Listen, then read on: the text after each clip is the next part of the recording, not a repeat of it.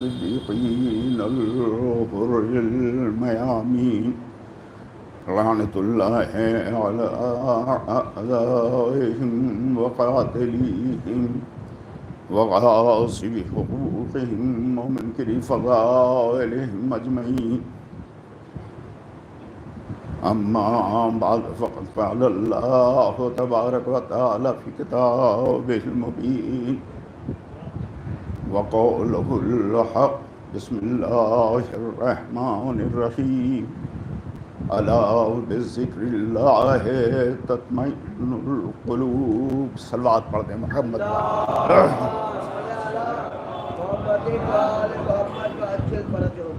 عزیزان گرامی قدر، ماہ مبارک کا یہ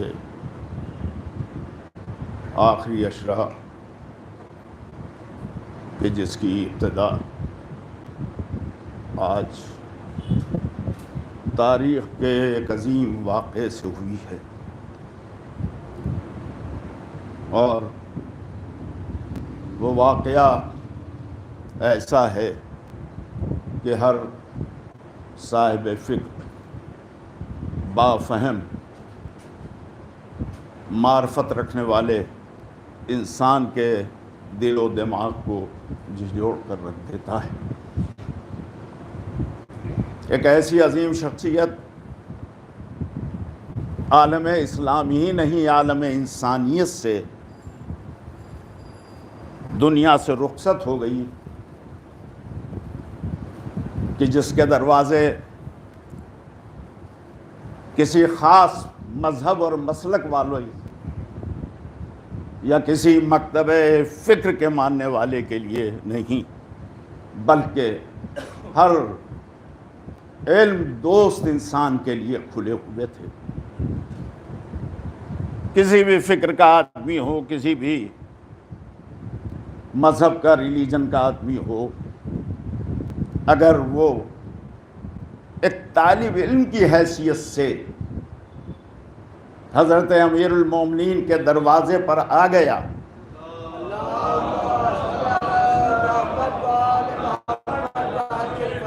تو کبھی مایوس نہیں پڑتا ہے اس دروازے سے. افسوس، صد حیف کہ دنیا والوں نے حضرت امیر المومنین کی قدر نہ کی اور اس چراغ علم و ہنر کو، جسے انسانوں نے نہیں روشن کیا تھا، جسے روشن کرنے والا وہ خالق ہے کہ جسے روشن کیا تھا، اس کے لیے پیغمبر نے ارشاد فرمایا علی، اللہ کو یا تو میں نے پہچانا ہے یا تم نے پہچانا ہے. عزیزان گرامی قدر، بہت زیادہ وقت نہ لیتے ہوئے مشکل سے 35-40 منٹ کے اندر میں اپنی گفتگو کو اختتام منزل تک پہنچاؤں گا، کروں گا. مجھے اس بات کا احساس ہے کہ یہ ماہ مبارک اور 21 تاریخ اور پھر جو شب گزری ہے وہ شب ماتم بھی تھی اور شب قدر بھی تھی. یقیناً ہم سب رات بھر ذکر الہی کرتے رہے اور ماتم امیر المومنین کہتے رہے. لہذا کوشش یہ کروں گا کہ بہت زیادہ آپ کے ذہنوں پر بوجھ نہ بن سکوں. آپ جانتے ہیں کہ میں ایک عرصے سے اس مجلس کو خطاب کر رہا ہوں، اور میری کوشش یہ ہوتی ہے کہ میں کسی ایک ایسے موضوع پر گفتگو کروں جو علی کے چاہنے والوں کے لیے فکر مہیا کرے. مجالس آپ سنتے رہتے ہیں، ظاہر ہے کہ خطبہ اپنے انداز میں فضائل حضرت امیر المومنین کو پیش کرتے ہیں۔ میں نے آپ کی خدمت میں جس موضوع کا انتخاب کیا ہے اس موضوع کا نام ہے علی کی فکر سے آشنائی، اور میں اس لیے بھی منتخب کرتا ہوں، یہ نہیں کہ آپ تشریف فرما تو میں کہہ رہا ہوں، اس لیے کہ اکثریت مجھے ان حضرات کی نصیب ہوتی ہے۔ ویسے آپ جانتے ہیں عموماً آج کے جو مجالس کا طور و طریقہ ہے اور جس طرح کہ لوگ شرکت کرتے ہیں، بہرحال میں اس پر کوئی کمنٹ نہیں کرتا ہوں، لیکن جب مجمع کی اکثریت فکر و فہم رکھنے والی ہو، کسی بات پر سوچنے کے لیے آمادہ ہو اور ذہن کی ایک سوئی محسوس ہوتی رہے، تو دل چاہتا ہے کہ تھوڑی دیر گفتگو کی جائے، کچھ باتیں سامنے رکھی جائیں جو صرف واقعہ نہ ہو،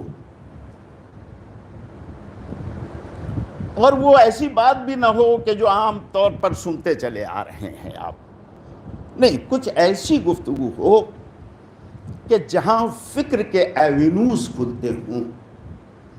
اگر علی کے دربار میں آ کے فکر زنگ کا شکار ہو جائے، زنگ آلود ہو جائے، جمود کا شکار ہو جائے اور اس میں آگے بڑھنے کی صلاحیت نہ ہو، تو یہ تو بڑی بد نصیبی ہے۔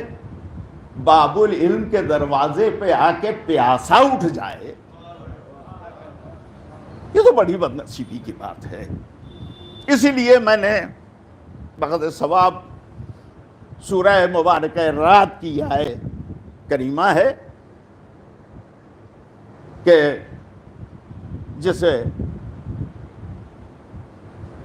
ثواب کے طور پر یا عنوان سے میرے متعلق ہے، اس طور پر میں نے اس کی تلاوت کا شرف حاصل کیا، اور چونکہ مناسبت ایسی ہے کہ خطاب بھی مسجد میں کر رہا ہوں اور جس کا ذکر کروں گا اس کی زندگی کا اتمام بھی مسجد میں ہوا ہے، اسی لیے میں نے سورہ مبارکہ رات کی آیت الا بذکر اللہ تطمئن القلوب، اس سے پہلے ہے الذین آمنوا تطمئن قلوبہم بذکر اللہ، الا بذکر اللہ تطمئن القلوب۔ صاحبان ایمان اپنے قلوب کے لیے، اپنے دلوں کے سکون کے لیے، اطمینان کے لیے اللہ کا ذکر اختیار کرو، الا بذکر اللہ تطمئن القلوب، اور یاد رکھو کہ سوائے ذکر الہی کے اطمینان قلب کے لیے تمہارے پاس کوئی اور ذریعہ نہیں ہے۔ غور فرمایا آپ نے، کوئی اور ذریعہ نہیں ہے۔ تو اسی آیت کا سہارا لیتے ہوئے میں نے یہ سوچا کہ تھوڑی دیر آپ کی خدمت میں حضرت امیر المومنین کے خطبات سے، ان کے ارشادات سے، ان کے کلام مبارک سے استفادہ کرتے ہوئے کچھ گفتگو کروں۔ صلوات پڑھنے محمد والے۔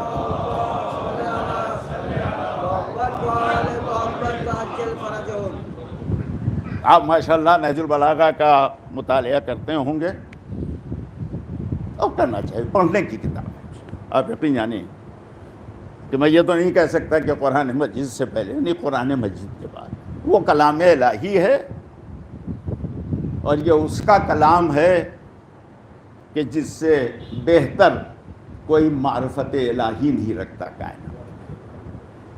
تو اب ظاہر ہے کہ کون ہوگا جو کلام مجید کی روشنی میں یوں گفتگو کرے کہ کائنات میں پھر اس سے بہتر کسی انسان کا کلام نہ ہو سکے۔ 239 خطبات ہیں، 239 ایڈریسز ہیں امیر المومنین کے نہج البلاغہ میں، اس کے بعد خطوط ہیں اور سارے کلمات ہیں، لیکن 239 میں سب کے سب خطبے نہیں ہیں۔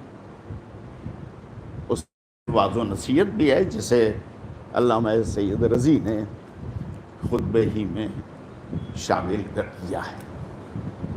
ان تمام خطبات میں توجہ چاہتا ہوں، آپ کی صلوات پڑھ دیں ایک بار مل کے محمد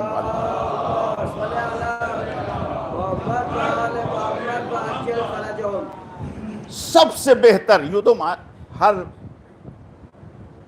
جملہ ہر لفظ مولا کا بہتر ہی ہے، لیکن ان خطبات میں جو سب سے بہتر حصہ ہے خطبے کا، وہ حصہ وہ ہے کہ جہاں آپ نے تقوی پر بحث کیا ہے اور اس کے ساتھ ساتھ دنیا کے حالات پر گفتگو کی ہے، ایک تفصیل ہے۔ تو یہ حصہ جو خطبے کا ہے، میں اگر یہ کہوں تو غلط نہ ہوگا کہ کریم ہے، نچوڑ ہے۔ ایسا لگتا ہے کہ اس حصے میں مولا نے سارے خطبات کو، اپنے کلام قصار کو، اپنے خطوط کو سمیٹ کے رکھ دیا ہے بالکل۔ اس کے اندر سب سے پہلی چیز جو ہے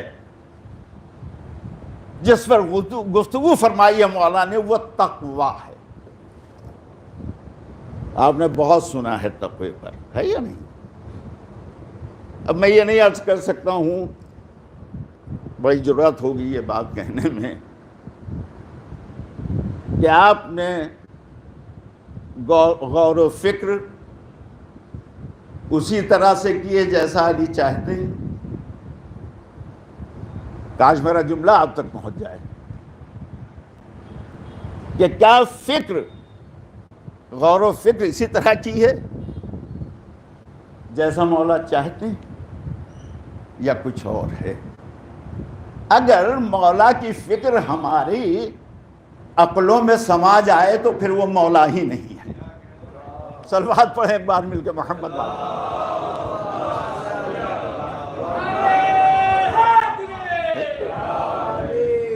گفتگو ما ورائے عقل، یہی تو وجہ ہے کہ جاک زرداق نے یہ کہا کہ جب میں نے نہج البلاغہ پر لکھنا شروع کیا، ایک لیبنانی کرسچن نے، تو اس نے کہا میں نے 200 مرتبہ نہج البلاغہ کو پڑھا۔ Can you imagine? آپ سوچئے 200 ٹائمز، اور وہ بھی نہیں کہ کوئی 150 صفحے کی کوئی بک ہو اس کو پڑھ ڈالا، اس بک کو بھی 10 بار پڑھتے پڑھتے میں توجہ چاہتا ہوں۔ ایک کتاب کوئی آ جاتی ہے مارکیٹ میں تو کتنی بار پڑھیے گا؟ کسی بھی سبجیکٹ پہ آ جائے، فارگیٹ اٹ، کتنی بار پڑھیے گا؟ 10 20 15 20 25 بار تو پڑھیے گا نا۔ اس کے بعد کوئی کہے تو آپ کہیں گے اب کیا پڑھیں گے؟ اتنی بار تو پڑھ چکے ہیں اور کتنے صفحات تو زبانی یاد ہو گئے ہیں۔ سوچ رہے ہیں آپ؟ اور یہ کہہ رہا ہے کہ میں نے 200 ٹائمز پڑھا ہے۔ It's not a joke. یعنی سوچئے اسے کہ بھائی کیوں پڑھا، ریزن کیا ہے پڑھنے کا؟ 200 بار پڑھنے کی کوئی وجہ ہوگی یا نہیں ہوگی؟ بغیر وجہ کے کوئی ایک قدم نہیں اٹھاتا ہے۔ ہم اور آپ اسے بے وجہ کہہ دیں، لیکن اس کی وجہ اس کے ذہن میں رہتی ہے۔ تو یہ 200 بار جو اس نے پڑھا ہے، یہ بلا وجہ نہیں ہو سکتا ہے، اس کی کچھ وجہ ہے۔ اس کا مطلب یہ ہے کہ جتنا وہ نہج البلاغہ کا مطالعہ کرتا جا رہا تھا، جتنا اسٹڈی کر رہا تھا اتنا ہی ایوینیوز کھلتے چلے جا رہے تھے. غور فرمایا آپ نے؟ اتنے ہی راستے کھلتے چلے جا رہے تھے، اتنی ہی گتھیاں الجھتی سلجھتی چلی جا رہی تھیں. اس لیے اس نے 200 مرتبہ پڑھا. تو اب علی کا کلام کلام اللہ سے تو نیچے ہے، لیکن کلام بشر سے بہت اوپر ہے، بہت اوپر ہے یا نہیں؟ اب اسی میں گفتگو تقوی ہوئی. میں بہت زیادہ طول نہیں دینا چاہتا ہوں، میری نظر گھڑی پہ بھی ہے. دل تو چاہتا ہے کہ وقت ملتا اور میں آپ سے گفتگو کرتا اس پر، ہے یا نہیں؟ دیکھیے تقوی کیا ہے، آپ سب جانتے ہیں نا، متقی پرہیزگار ہے یا نہیں؟ تقوی کے معنی کسی چیز سے اجتناب ہے. اجتناب عربی کا لفظ ہے، اردو میں بھی استعمال ہوتا ہے اور تقریباً فارسی میں بھی استعمال. اجتناب کا مطلب یہ ہے کہ اپنے کو کسی چیز سے دور رکھنا. میں آسان کر رہا ہوں زبان کو تاکہ میرے نوجوان بچے بھی اسے آسانی سے اپنے ذہن میں جگہ دے سکیں. اجتناب کا مطلب ہے کہ کسی چیز سے اپنے کو دور رکھنا. جب تقوی کے کانٹیکسٹ پہ بولا جائے گا تو اس اجتناب کے معنی یہ ہوں گے کہ اپنے کو معصیت سے، گناہوں سے، سن سے دور رکھنا. اور فرمایا آپ نے اب تقوی کی جو ڈیفینیشن ہمارے سامنے آ رہی ہے وہ ڈیفینیشن یہ ہے صاحب کہ اپنے کو دنیا سے الگ کر لے، ہے یا نہیں؟ اپنے سے دنیا کو الگ کر لے، اپنی خواہشات پر کچھ پابندی کر لے. غور فرمایا آپ نے؟ اور آگے بڑھے، کنارہ کش ہو گیا، خانقاہ میں بیٹھ گیا، کسی ایسی جگہ چلا گیا کہ جہاں ایسی چیزیں نہ ہوں جو اسے گناہ کی طرف لے جائیں. یہی تو ہے. ہم اور آپ بھی یہی کہتے ہیں کہ صاحب ارے بڑے متقی ہیں، تو فوراً ذہن میں آیا کہ متقی ہیں تو پرہیزگار ہوں گے، متقی ہیں تو زہد ہوگا. اور فرما رہے ہیں آپ ہیں؟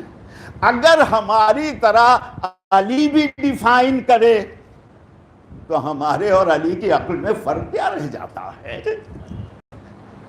میں آپ کی خدمت میں مولا کی ڈیفینیشن پیش کرنا چاہتا ہوں کہ مولا نے تقوی کو کیا کہا. یہ سب تو چیزیں ظاہری چیزیں ہیں بھائی، ہے یا نہیں؟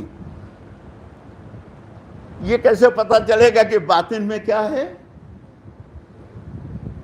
آپ بتائیں مجھے. مسجد میں آیا، کھڑا ہوا نماز میں، اپنے دونوں شانوں کو جھکا کے، اور فرمایا آپ نے بظاہر بڑے خضوع اور خشوع کے ساتھ سجدہ کر رہے ہیں. نکلے، آنکھ ذرا بند کی ہوئے، نہ دائیں نہ بائیں، نیچے دیکھتے ہوئے چلے گئے. لوگوں نے دیکھا، ارے نہیں بھائی دیکھتے ہو نا، نہ ادھر دیکھتے نہ ادھر دیکھتے. مگر یہ بتائیے کہ ہمیں اور آپ کو پتا، یا آپ کو پتا ہے کہ میرے ذہن میں کیا چل رہا ہے، میری فکر میں کیا چل رہا ہے؟ یہ آپ جانتے ہیں؟ تو آپ کہیں گے نہیں بھائی یہ تو ہم نہیں جانتے، ہے یا نہیں؟ مولا نے اسی مسئلے کو حل کر دیا ہے. غور فرمایا آپ نے؟ یقیناً یہ سب چیزیں ہیں اور ان کا تعلق نفس سے ہے انسان کی، ہے یا؟ اور نفس دو طرح کا ہے. ایک نفس وہ ہے جو اچھائی کی طرف ابھارتا ہے جسے لوامہ کہتے ہیں، اور ایک نفس وہ ہے جو برائی کی طرف ابھارتا ہے جسے امارہ کہتے ہیں، ہے یا نہیں؟ مولا نے جو ڈیفینیشن بتائی ہے وہ یہ تو ہے ہی ہے ظاہری ڈیفینیشن، یہ نہیں ہے. مولا نے جو طریقہ کار بتلایا ہے کہ یہ نہیں کہ خانقاہ میں بیٹھ کے دنیا سے الگ ہو جاؤ، یہ نہیں کہ روز روزے رکھتے رہو، اور یہ نہیں کہ رات بھر عبادت کرتے ہی رہو، یہ نہیں کہ چلو راستے پر تو نگاہیں جھکاؤ. یہ سب تو ضمنی چیزیں ہیں، اس سے تو نہ بھی کرو گے تم جب تم تقوی اختیار کرو گے تو یہ خود بخود تمہارے اندر آ جائے گی. ذرا غور فرمایا آپ نے, یہ خود بخود تمہارے اندر آ جائے گی. مولا نے تقوی کا رشتہ دل سے جوڑا ہے.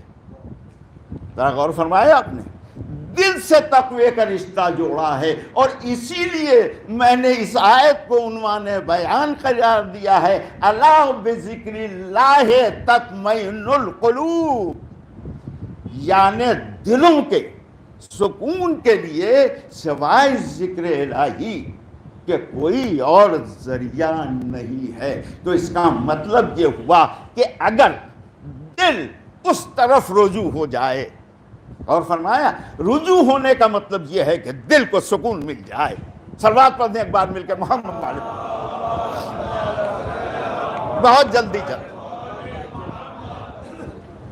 دل کو سکون مل جائے. اور یہ بڑا مسئلہ ہے, یہ ایک الگ موضوع ہے اور ٹاپک ہے. کبھی زندگی نے موقع دیا اور آپ حضرات ملے, سب کے سامنے گفتگو کی چیز بھی نہیں ہے یہ, وہ ایک الگ موقع ہے. جب دل کو سکون مل جائے, کون سا سکون؟ یہ دنیا حاصل کرنے کا سکون نہیں بھائی, یہ رات بھر جگ جگ کے یہ فکر کرنا کہ کل صبح کتنا کما لیں گے, یہ سکون نہیں, یہ تو اور بے چینی بڑھا دیں گے. ذرا فرمایا آپ نے, یعنی جب ذکر الہی کر رہے ہوں آپ اور آپ کا دل حشاش بشاش ہو, سکون محسوس کر رہا ہو اور اس پر اس قدر خوشی طاری ہو کہ آپ خود اسے سوچ بھی نہ سکتے ہو, یہ منزل دل کے سکون کی منزل ہوگی, یاد رکھیے گا. اور جب اللہ کے ذکر میں غرق ہو جائیں گے آپ, تو اب آپ کو ضرورت نہیں ہے کہ یہ سب ظاہری چیزوں کو اپنائیں, یہ تو خود بخود آپ کے اندر آ جائے گی. یعنی اگر دل رجوع ہو جائے اللہ کی طرف تو خود بخود انسان اپنے زندگی کے اعمال میں محتاط ہو جاتا ہے. ذرا غور فرمایا آپ نے, یہ کب ہوگا؟ یہ اس وقت ہوگا جب دل زندہ ہوگا. میں نے ایک جملہ دیا ہے آپ کو, یہ اس وقت ہوگا جب دل زندہ ہوگا. آپ سوچ رہے ہوں گے دل زندہ ہونے کا کیا مطلب ہے؟ ہم دو لفظ کو پہچانتے ہیں, ایک ہے زندگی اور دوسری ہے موت. غور فرمایا آپ نے, دوسری ہے موت. آدمی مر گیا, تم نے کبھی یہ مر گیا, لیکن کبھی سوچا ہے آپ نے کہ یہ زندہ چلتا پھرنا بھی مردوہی کے مانند ہے؟ کبھی سوچا ہے اس بات کو آپ نے کہ یہ جو چل پھر رہے ہیں, یہ جو بھیڑ لگی ہوئی ہے, یہ مردوہی کے مانند ہیں, مردوہی کے مانند ہیں. چنانچہ وہ عرفاء, وہ عارفین جن کی زندگی اللہ کے بارگاہ میں اس سکون کے ساتھ گزرتی ہے جس کا تقاضا ہے, وہ اس جسم کو مردہ نہیں سمجھتے ہیں. یاد رکھیے گا, ان کے ہاں موت اس کو کہتے ہیں کہ اگر دل مردہ ہو جائے تو موت ہے, اور اگر زندہ ہے تو سب چیز زندہ ہے. یہی زندگی ہے. مولا نے اسی زندگی کو تقوی کہا ہے, مولا نے اسی زندگی کو تقوی کہا ہے. اور یہ دل اس وقت زندہ ہوگا جب آپ کے اندر روحانیت پیدا ہوگی. یعنی جسم پاک اور پاکیزہ نہیں, روح پاک و پاکیزہ ہونا چاہیے. اگر روح پاک اور پاکیزہ ہے تو یہ دل زندہ ہے. اور اب مولا ارشاد فرماتے ہیں کہ یہ زندگی جو روح کی پاکیزگی سے تمہیں ملتی ہے, اسے تم کیا سمجھتے ہو؟ یہی تو وہ روحانی قوت ہے. نہیں, میں لفظوں کو دوہرا رہا ہوں آپ کے سامنے. مولا فرماتے ہیں کہ یہ زندگی جو تمہارے دلوں کو ملی ہے, جن اسباب کے تحت, جن ریزن کے تحت تمہارا دل زندہ ہے, تمہارا دل زندہ ہے, یہ کچھ اور نہیں بلکہ ایک روحانی قوت ہے جو تمہارے اندر پیدا ہو جاتی ہے، اور جب یہ روحانی قوت پیدا ہو جاتی ہے تو یاد رکھو تمہارا نفس کبھی تم پر غالب نہیں آئے گا۔ وہ نفس جو تمہیں بہکاتا ہو، جو تمہیں غلط راستے پر لے کے چلتا ہو، بلکہ اس نفس کا غلبہ ہوگا جو تمہیں نیکی کی طرف بڑھا رہا ہو، جو تمہیں اللہ سے قریب کر رہا ہو، جو تمہارے دل میں عبادت کا شوق پیدا کر رہا ہو۔ صلوات پڑھ دیں محمد والے۔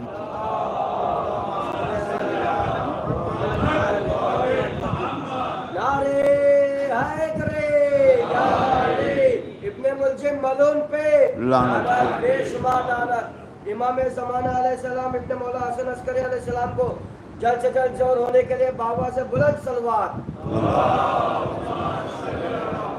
محمد، بس ایک بار اور صلوات پڑھ دیں محمد۔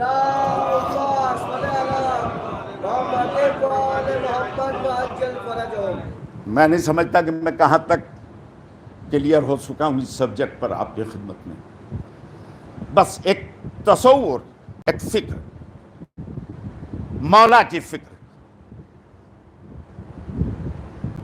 جب تک اس سے آشنائی نہ ہو گئی، یاد رکھیے گا بھائی میرے، ایک عام بات ہے جو میں بھی کہہ رہا ہوں کہ کسی شے کی قدر اسی وقت ہوتی ہے جب آپ اسے پہچانتے ہو، آپ اس کے بارے میں کچھ جانتے ہوں، تبھی تو اس چیز کی قدر کریں گے بھائی، ورنہ کیا قدر ہوگی آپ یہ بتائیے۔ آپ اس کے بارے میں جانتے ہی نہیں ہیں کچھ، اے بی سی ڈی ہے کیا، ٹھیک ہے ہوگا۔ اور جس کی مثال جیمز سے دی جاتی ہے کہ بھئی چمکتا ہوا شیشہ بھی ہے اور چمکتا ہوا ڈائمنڈ بھی ہے۔ اگر آپ اس کی پہچان رکھتے ہیں، یعنی جسے معرفت کہتے ہیں، دونوں چمک رہے ہیں اور آپ کی نگاہ نے دیکھا ایک جوہری کی حیثیت سے، آپ نے اسے اٹھا لیا جو ہیرا ہے، اور وہ جو شیشہ چمک رہا ہے اس کو کنارے کر دیا، ہے یہ نہیں؟ تو جب تک نگاہ ایک جوہری کی نہ ہو، یاد رکھیے گا، اس وقت تک کسی شے کی معرفت نہیں ملتی ہے۔ اسلام اندھوں کو نہیں آواز دیتا ہے تقلید کے لیے، اسلام انہیں آواز نہیں دیتا کہ جن کی فکریں زنگالود ہو گئی، رسٹڈ ہیں۔ اسلام انہیں آواز دیتا ہے کہ جن کی فکروں میں زندگی پائی جاتی ہے، انہیں بلاتا ہے کہ تم آؤ ہمارے سامنے۔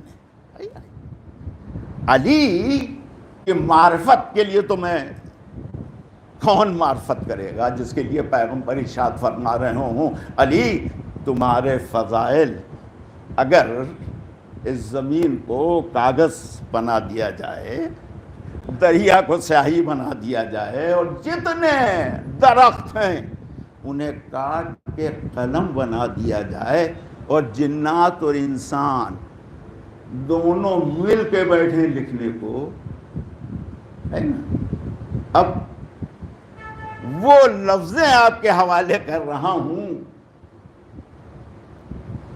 اس زبان کے نکلے ہوئے الفاظ ہیں کہ جس زبان سے آپ نے وحی الہی کو سنا ہے، آیات قرآنی کو سنا ہے۔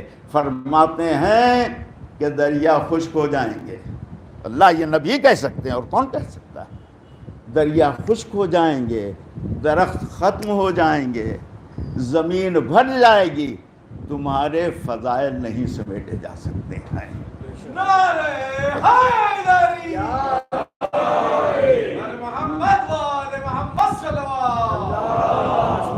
تو میں کیا کہہ سکتا ہوں اس کے بارے میں؟ کیا کہہ سکتا ہوں اس کے بارے میں؟ وہ تو ایک، میں چاہتا ہوں، میری خواہش بھی یہ رہی ہے، ذکر بھی کیا ہے، لیکن کیا کریں کہ کاروبار دنیا ایسی شے ہے کہ وہ جلدی، ہاں ارادہ آدمی کرتا ہے، وہ کوئی پیچھے رہتا ہے جو توڑ دیتا ہے یا نہیں؟ دیکھیے یہ سب وہ موضوعات ہیں کہ جن پر گفتگو ہونی چاہیے بھائی. یہ علم کی دنیا ہے. اب وہ دور ختم ہو گیا جب گیپ آف کمیونیکیشن تھا. ایک شہر سے مان لیجیے ایک انسٹیٹیوشن لکھنؤ میں کھلا, اب بیچارہ جو 100-200 کلومیٹر دور ہے, کوئی کمیونیکیشن کا راستہ نہیں ہے, آپ اسے کیا توقع کر سکتے ہیں, ہے یا نہیں؟ اس کی زندگی سمٹ کے 2 کتابوں میں آ جاتی ہے, یا وظائف الابرار پڑھتا ہے یا تحفۃ العوام پڑھتا ہے یا نہیں؟ اب وہ وسائل الشیعہ کہاں سے لائے جہاں مسائل ہو کرے؟ مگر اب تو فنگر ٹپس پہ سب آ گئے ہیں بھائی. اب تو کم سے کم کچھ گفتگو ہونا چاہیے. آپ لوگوں سے اس لیے کہہ رہا ہوں, یہ بات نہ مغل مسجد میں کہہ سکتا ہوں نہ کسی اور امام باڑے میں کہہ سکتا ہوں. آپ حضرات اس دور میں ہیں کہ جہاں انسان اب زمین پر نہیں سیاروں پہ قدم رکھ رہا ہے, تو کم سے کم کچھ تو دماغ کے دروازے کھلنا چاہیے, کچھ فکر ہونا چاہیے. نہیں ہونا. میں یہ نہیں کہتا ہوں کہ مجلسیں نہ ہو, ماتم خوب ہو, مجلسیں خوب ہو, ماتم. یہی تو ہماری شہرگ ہے, یہی تو ہماری زندگی ہے, ہم اس سے کس سے کٹ سکتے ہیں. لیکن جس کا ماتم کرتے ہیں اس کی ذات سے بھی تو لوگوں کو پہچانوائیے, تب تو پتہ چلے گا نا کہ علی کون تھے, پتہ چلے گا کہ حسن کون تھے, پتہ چلے گا کہ امام حسین کون تھے, پتہ چلے گا امام زین العابدین کون تھے. اللہم صلی علی محمد وعجل فرجہم. تو جب تک علی کی فکر کی آشنائی نہ ہوگی, یاد رکھیے گا, اس وقت تک ہم بس گفتگو ہی کرتے رہ جائیں گے, کچھ نہیں رہے گا. لہذا یہ فرض بھی ہے کہ آئیے کچھ وقت نکال کے, ہوتے ہیں درس ہو رہے ہیں, دروس ہو رہے ہیں, 5-10 آدمی بیٹھ گئے, نہیں. میں چاہتا ہوں کہ ایک اوپن سیشن ہونا چاہیے اس طرح سے کہ جہاں گفتگو کی جائے, اور اگر دوران گفتگو کوئی شک پیدا ہو ذہن میں یا کوئی بات سمجھ میں نہ آئے تو انہیں اجازت دیجئے, ولو آپ ممبر پر بیٹھے ہیں, کہ وہ یہ پوچھ سکیں کہ ابھی آپ نے یہ جو بات کہی ہے ذرا وضاحت کر دیجئے, میری سمجھ میں نہیں آیا. تب تو بات بنے گی بھائی, ورنہ 40-45 منٹ میں آپ کو سنا کے چلا جاؤں, آپ سلوات پڑھتے رہیں اور کبھی دل چاہا واہ واہ کر دیا اور کبھی میرے بھائی کی طرح نعرہ حیدری لگا دیا, اور اس کے بعد یہاں سے نکلے پھر ویسے. نہیں, ایسا نہیں. جب فکر کی بات ہو رہی ہے تو پھر آپ کچھ لے کے جائیے. کبھی یہ بات ہوئی ہے, دیکھیں یہ بڑا وقت کا تقاضا ہے کہ میں جلدی بات کو ختم کر دوں, اور پھر کبھی موقع ملا تو میں اسی موضوع پر آپ سے بات کروں گا, تقوی پر. اس سے بڑا کوئی اسلحہ ہی نہیں ہے ہمارے سامنے, اللہ گواہ, کوئی ویپن نہیں ہے تقوی سے بڑا. اگر یہ ہمیں حاصل ہو گیا, مگر اس راستے سے جس راستے سے علی چاہتے ہیں دینا, کہ تم فکر کرو کہ بھئی یہ کیوں ہے, کیا وجہ ہے, کس لیے ہے, غور فرما رہے ہیں آپ, تاکہ تم اس کے نتیجے پر پہنچ سکو. یاد رکھیے گا, میں کبھی کبھی کہتا ہوں کہ 2 کتابیں ہیں, ان سے محبت کر کے دیکھیے. محبت بہت ہم کرتے رہتے ہیں, ہے نا, اس میں تو ہمارا کوئی جواب ہی نہیں ہے. لیکن میں آپ سب سے پوچھنا چاہتا ہوں کہ آپ نے بڑی محبت کی, اولاد سے محبت کی, زوجہ سے محبت کی, اپنے مال و متاع سے محبت کی, اپنے جاہ و حشم سے محبت کی, کیا یا نہیں کیا؟ ان میں سے ساتھ کتنوں نے دیا؟ سوچئے اس پر کہ اس میں سے ساتھ کتنوں نے دیا.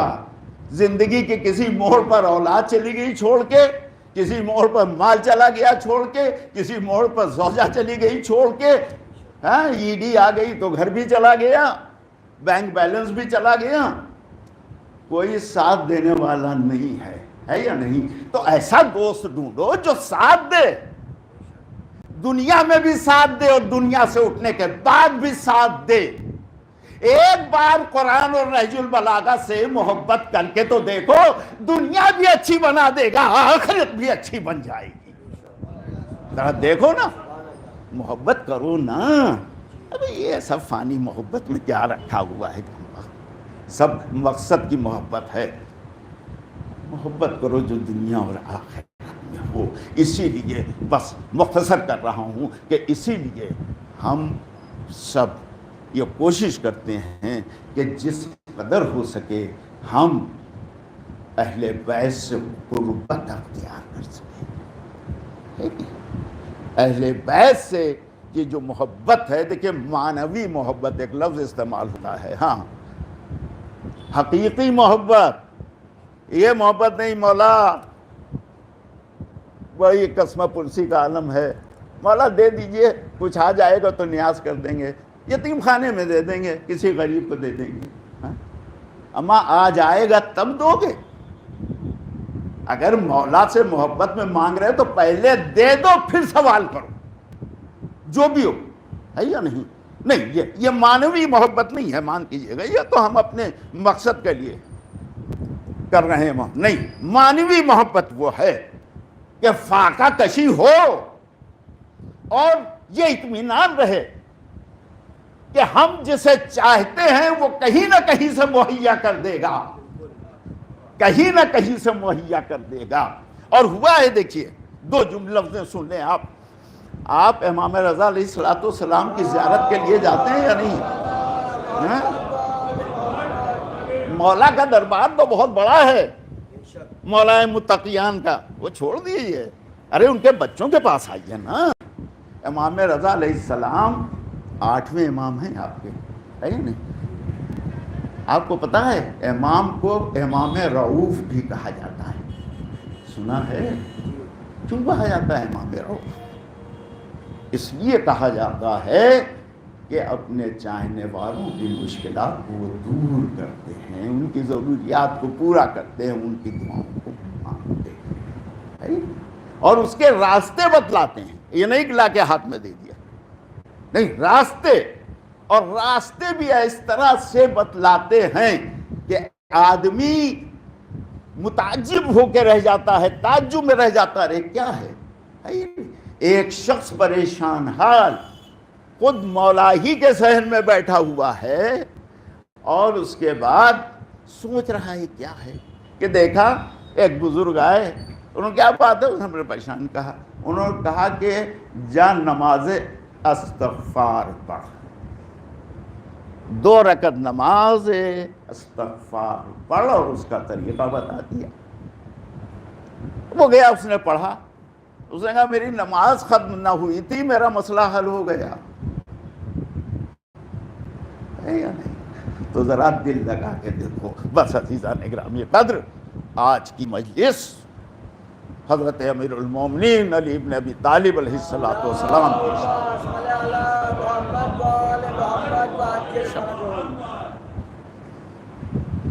نصف شب کچھ گزر چکی ہے یا ہے. وہ جیسے مسجد کوفہ میں ابن ملجم نے زہر بھری ہوئی تلوار سے فرق مبارک پر زخم لگایا, وہ 21 رمضان داخل ہوئی اور دنیا سے رخصت ہو گیا. آپ 19 رمضان سے ماتم کر رہے ہیں, اور جب میں یہ لفظ کہہ رہا ہوں تو میری نگاہ میں پیغمبر کے بعد سے لے کے اور ضربت لگنے تک کی وہ تاریخ کی جھلکیاں آ گئی, جہاں علی پر صرف ظلم ہوا ہے اور کچھ نہیں ہوا ہے اللہ. اور ایسے ایسے ظلم کہ نہ پوچھئے. کبھی آپ سوچ سکتے ہیں, کہ وہ علی جو پیغمبر کے ساتھ اپنی زندگی کے ہر لمحات میں رہا ہو، جس کے فضائل کو مدینے والے جانتے ہو، وہ وقت آ جائے اس علی پر کہ اس علی کو کوئی سلام نہ کرے؟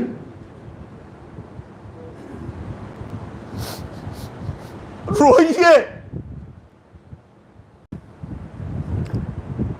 کہ کیا گزر جاتی رہی ہوگی مولا پر۔ جناب فاطمہ زہرا سلام اللہ علیہا نے پوچھا، دیکھتے تھے کہ افسردہ ہیں، فرمایا ابو الحسن میں نے سنا ہے کہ لوگ تمہیں سلام نہیں کرتے ہیں۔ یہاں تک غنیمت تھا، دوسرا جملہ سن لیجیے مولا نے جواب فرمایا بنت نبی، یہی نہیں کہ مجھے سلام نہیں کرتے ہیں، میں سلام کرتا ہوں تو جواب سلام بھی نہیں دیتے۔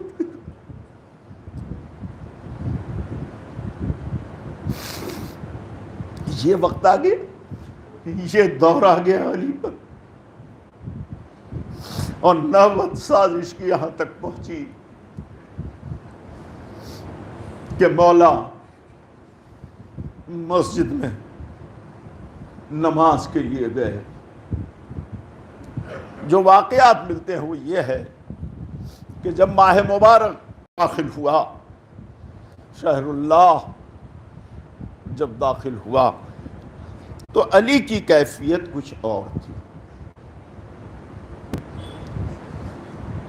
کیفیت یہ تھی کہ خود لوگ کہتے ہیں کہ اس سے پہلے بھی ماہ مبارک رمضان آیا، ہم علی کو اس طرح سے نہیں دیکھتے تھے جیسے اب دیکھ رہے ہیں علی کو۔ یعنی مولا کی جو حالت تھی وہ ایک عجیب اور غریب حالت تھی۔ یہ حالت تھی کہ جیسے کوئی کسی کا انتظار کر رہا ہو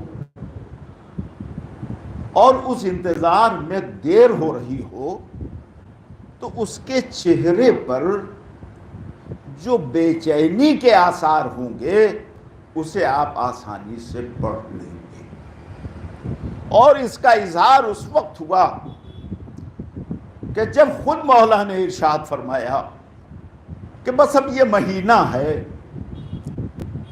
جو میری زندگی کا آخری مہینہ ہوگا۔ چنانچہ کبھی امام حسن علیہ السلام سے تاریخ پوچھتے ہیں، کیا تاریخ ہے، کتنے دن باقی رہ گئے ہیں؟ پھر جب گھر سے نکلتے تھے تو عجیب و غریب عالم ہوتا تھا، یہاں تک کہ شب ضربت آ گئی۔ شب ضربت آ گئی۔ آپ نے واقعات کو سنے ہیں کہ جب امام شب کی تاریکی میں گھر سے مسجد کے لیے نکلے تو یہ نکلنا روز کی طرح نہیں تھا۔ عموماً جناب ام کلثوم کے ہاں قیام فرماتے تھے۔ جب نکلنے لگے گھر سے تو بتوں نے راستہ روک لیا۔ آپ نے فرمایا کہ ان کا خیال رکھنا، یہ اللہ کی مخلوق ہیں، یہ پرندے ہیں، جب تک ان کی غذا مہیا کر سکو انہیں رکھنا، جب ان کی غذا مہیا نہ کر سکو انہیں آزاد کر دینا۔ آپ جملے دیکھ رہے ہیں نا کیا فرما رہے ہیں، انہیں آزاد کر دینا۔ گھر سے نکلے، مسجد کی طرف چلے، مسجد میں آئے تو دیکھا کہ مردود ابن ملجم پیٹ کے بل لیٹا ہوا ہے۔ قریب آئے، آواز دی اس کو، فرمایا کہ پیٹ کے بل کیوں لیٹا ہے؟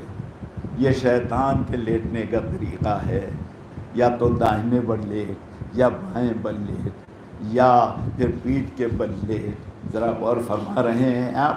ہم نے اور آپ نے اسے واقعہ سمجھا ہے، لیکن مولا اپنی زندگی کے آخری لمحات میں بھی اپنے دشمن کو جس سے واقف ہیں اسے بھی تنبیہ کر رہے ہیں کہ دیکھ تیری زندگی کس طرح گزرنا چاہیے، اس کی بھی ہدایت کر رہے ہیں۔ لوگوں نے پوچھا کہ مولا جب آپ کو معلوم ہے کہ یہ آپ کا قاتل ہے تو کیوں نہیں سزا دے دیتے؟ فرمایا ہم اہل بیت عمل سے پہلے سزا نہیں دیا کرتے ہیں۔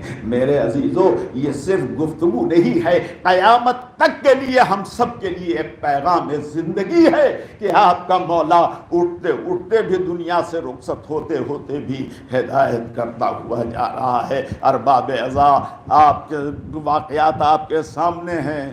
ضربت لگی، خون بہنے لگا، مٹی کو اٹھا کے مسجد کی اپنے سر میں ڈالنے لگے، آواز دی فزت برب الکعبہ۔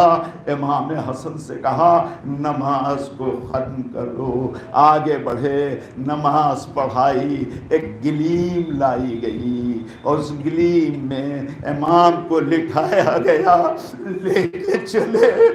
میں آپ سے کیا عرض کروں، سن لینا اور کہہ دینا آسان ہے، لیکن جس وقت لے کے چلے ہوں گے ایسا نہ تھا کہ مدینے کے لوگ لے کے جا رہے تھے، نہیں، حسن لے کے جا رہے تھے، حسین لے کے جا رہے تھے، محمد حنفیہ لے کے جا رہے تھے، گھر کے لوگ لے کے جا رہے تھے۔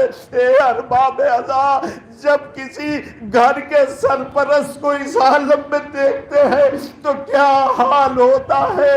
لے کے چلے، نالو شیون کی آوازیں بلند ہو رہی تھی، لوگ رو رہے تھے۔ مولا کی حالت دیکھ کے جب گھر کے قریب پہنچے، امام حسن سے فرمایا بیٹا ان لوگوں کو رخصت کر دو، انہیں کہہ دو کہ اب یہ جائیں۔ اللہ اللہ، آپ سنتے رہتے ہیں، میں بھی کہتا ہوں شاید مولا نے یہ سوچا ہو کہ ایسا نہ ہو کہ میری بیٹیاں مجھے اس عالم میں دیکھ کے چیخ مار کے رونے لگے۔ زینب و ام کلثوم کی آوازیں نامحرموں کے کانوں تک پہنچے۔ اللہ اللہ، یہ تو مولا ہی جانتے ہیں۔ رخصت کر دیا۔ ارباب عزا چند جملے سنے اور میں ختم کر رہا ہوں۔ مجلس کو لٹا دیے گئے، گھر میں لا کے لٹائے گئے، حالت بدلتی رہی وقت کے ساتھ۔ اسبق ابن نباتہ امام کے چاہنے والے تھے، جب سب چلے جاتے تھے تو دروازے میں بیٹھ کے رویا کرتے تھے اور اس طرح روتے تھے کہ آواز بلند ہو جاتی تھی، رو رہے تھے کہ ایک بار امام حسن نے آواز سنی، باہر نکلے، کہا اسبق تم گئے نہیں، تم گئے نہیں۔ اسبق نے رو کے کہا میرے آقا میں کیسے چلا جاؤں، ایک بار اجازت دلوا دیجئے میں اپنے آقا کے چہرے کی زیارت کر لوں۔ اے ارباب عزا، اسبق کو اجازت ملی، اندر آئے۔ اسبق یہ کہتے ہیں کہ میں نے عجیب حال دیکھا، میں نے دیکھا کہ جو پٹی پیشانی پہ بندھی ہوئی تھی وہ اس طرح سے زرد ہو گئی تھی کہ اللہ اللہ، جیسے چہرہ زرد ہوتا چلا جا رہا تھا ویسے ہی زرد ہو گئی تھی، اس لیے کہ جو زہر دیا گیا تھا وہ بڑا قاتل زہر تھا۔ اسبق رو رہے تھے، مولا نے سمجھایا، اسبق کو رخصت کیا۔ ارباب عزا، ایک واقعہ جو میں نے سنا اور جسے طالب جوہری صاحب پڑھ رہے تھے، میرا دل تڑپ گیا کہ آپ کو سنا دوں، آپ بھی رو لے، کہ جب سب رو رہے تھے تو علی نے محسوس کیا کہ جیسے ان کے قدموں پر کچھ بوجھ ہے۔ ایک بار ہلکے سے گردن اٹھا کے دیکھا حسین قدموں پر پڑے ہوئے۔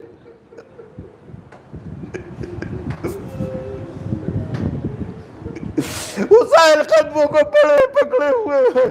یہ دیکھنے کے بعد وہ کہتے ہیں کہ آواز دی، اے بیٹا حسین صبر کرو، صبر کرو حسین، تمہارے نانا آئے ہیں، تمہاری نانی آئی ہوئی ہے، تمہاری ماں آئی ہوئی ہے، اے بیٹا حسین یہ کیا کہیں گے؟ علی کا بیٹا حسین صبر نہ کر سکا، اے بیٹا صبر کرو۔ اس کے بعد کا جملہ ہے کہ یہ صبر کی تلقین سوائے آل محمد کے ہاں کسی اور کے ہاں نہیں ہو سکتی ہے۔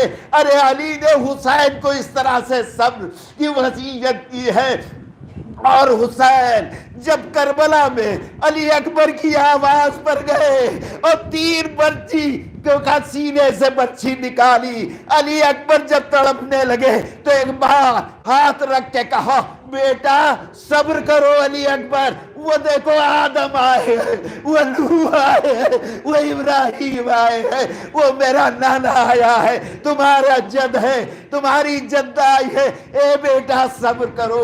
کہیں ایسا نہ ہو کہ یہ کہے کہ ارے حسین کا لال صبر نہ کر سکا، اے ارباب ازا وقت آ گیا، علی دنیا سے رخصت ہو گئے، ہر طرف ماتم ہونے لگا، یا علی یا علی۔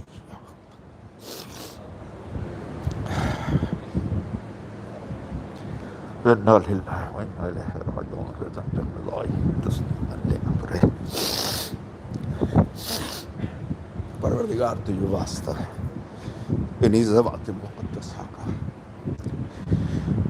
کہ جن کا ذکر ہو رہا تھا، اور خصوصی طور پر امام المتقین حضرت امیر المؤمنین علی ابن طالب کا واسطہ ہے، ان کے ماتم دار، ان کے چاہنے والے، مولا زمین کے جس گوشے میں پروردگار تو انہیں اپنے حفظ و امان میں رکھنا، تمام تر آفت و بلا و مصیبت سے انہیں محفوظ رکھنا پروردگار، پریشان حالیوں سے مشکل کشا کے صدقے میں انہیں نجات دلا دے پروردگار، جو مقروض ہوں انہیں قرض کے بوجھ سے نجات دے دے پروردگار، جو پریشان حال ہوں پریشانیوں سے نجات دے، جو بیمار ہوں انہیں بیماریوں سے نجات دے دے پروردگار، ہمارے عائز و اقبرا اور ہمارے ناموس کو دنیا کے فتنوں و فساد سے پروردگار محفوظ رکھ پروردگار، ہم جب تک دنیا میں رہیں اور جب دنیا سے اٹھیں دامن اہل بیت سے ہم متمسک رہیں